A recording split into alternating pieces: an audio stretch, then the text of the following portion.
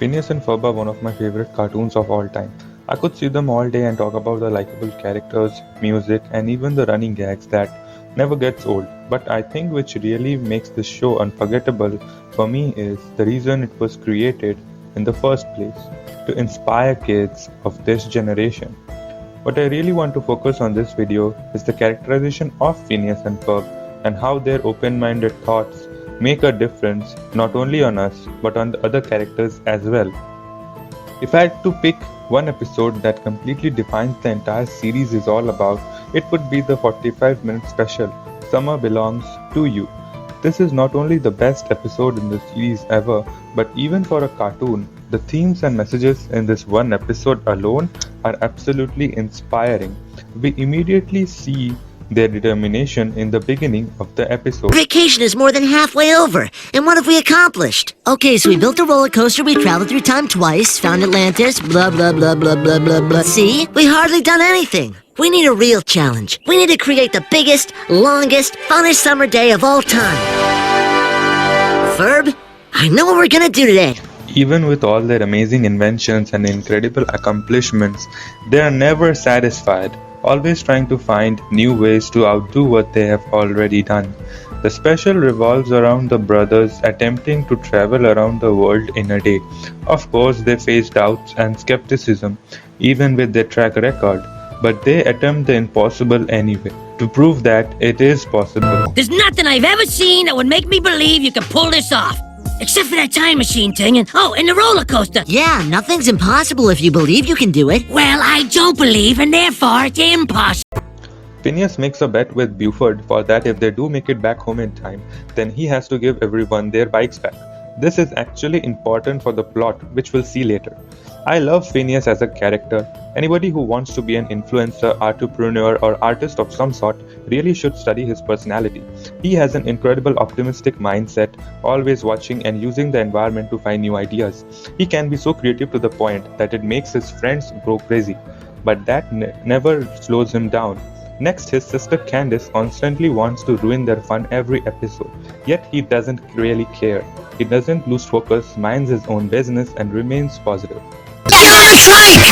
For the most part, he doesn't hold grudges, which is a natural thing to do when your sister is such a party pooper, but he still shares his optimism not only with her, but with everyone else. For example, when his sister doubts herself later in the episode, he gives her some words of encouragement. Candace, like the song said, you have to believe you can. That's easy for you, Phineas. Look at all the things you've done. Summer belongs to you. Summer doesn't belong to me. It belongs to everyone, and that includes you. You have to believe that. This is Phineas's character like 99% of the time, but in this episode, the optimism gets tested. Moments later, Phineas's boat gets broken and destroyed by, I don't know, bad luck or something, but they soon find themselves stranded alone on a deserted island with nothing they could use to repair their boat. Everyone loses hope, gets scared that they could ever reach home or not, but still Phineas remained optimistic until realization finally hits him. There's plenty here, all we need is our imagination. For instance, we could tie those two palm trees into a raft and add a supersonic outboard motor. Oh wait, we don't have anything to cut the trees with, and we don't have an outboard motor. I know, we can soup up this ox so we can run on a conveyor belt that would charge a... Oh, we don't have a conveyor belt, and we don't have any soup. Not to mention, you're never gonna make it. We'll make it. After all, we've got the seats, we've still got one rubber band, and we've got sand. Hey, maybe you can make an hourglass and watch the time slip. Yeah, the fat kid, but more of him later. There's gotta be some minerals or something down here that we can use. I mean, we can't just be stuck here. We could dig a tunnel under the ocean, and then we can't.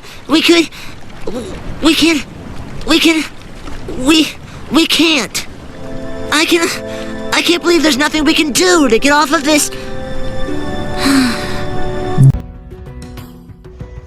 This is the side of Phineas which is normally not seen.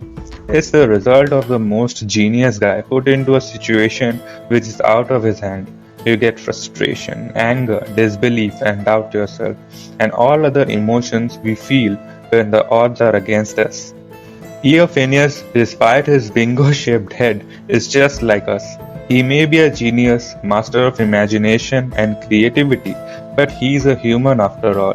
At least I think he is. What's your opinion? Moving on, Isabel then reminds Phineas of all the amazing things he had done, trying her best to give some motivation. Finally, he gets some idea. It reminds me of when I'm facing some issues related to studies or personal life. Time is running out. Our chances are slipping away. Nobody believes in us anyway. So it's easy to say, well, you know what? I don't want to do this anymore. But giving up, although an option, will never help out situation. Difficult times come to everyone. Even the most creative face obstacles where imagination is tested. Eventually the idea will come if we allow it to. It's so easy to get demotivated when it seems as our goal is unreachable. But we should not lose hope and believe it is possible. Otherwise, regardless, we got no chance. Sometimes, even reminding ourselves of our skills and accomplishments can give us a little boost we need to keep going, to discover something out of nothing. So Phineas and gang manage to escape the island, but yet they face another obstacle. Then the Buford, being the most unliked but 13 character in the show, redeems himself by giving everybody their bikes back, not because they won the bet, but due to his change of heart.